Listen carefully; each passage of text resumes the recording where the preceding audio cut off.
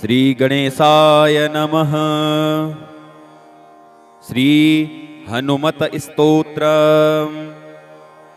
सुखैकधाम भूषणं मनोज गर्वखण्डनम् अनात्मधीविगर्हणं भजे समञ्जनी सुतम्।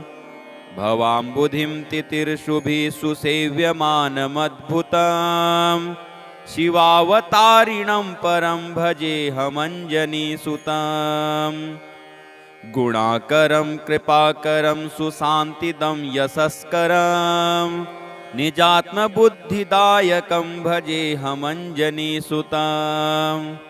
सदैव दुष्टभञ्जनं सदा सुधर्मवर्धनं मुमुक्षुभक्तरञ्जनं भजेऽहमञ्जनी सुतम्। सुरामपादसेविनं सुरामनामगायिनं सुरामभक्तिदायिनं भजेऽहमञ्जनी सुतम्।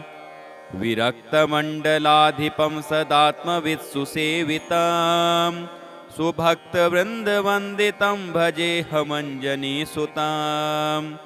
विमुक्तिविघ्ननाशकं विमुक्तिभक्तिदायकं महाविरक्तिकारकं भजेऽहमञ्जनी सुतम्।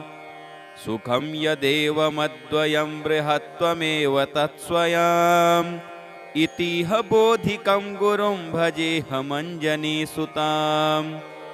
विरक्तिमुक्तिदायकम् इमं स्तवं सुपावनं पठन्ति ये समादरात् न संसरति ते ध्रुवम्। इति श्रीमत् परमहंस परिव्राजकाचार्य सद्गुरु भगवता श्रीधर स्वामिना विरचितं श्री समर्थ रामदास स्तोत्रं श्री हनुमत स्तोत्रं संपूर्णम्। ओम हं हनुमते नमः।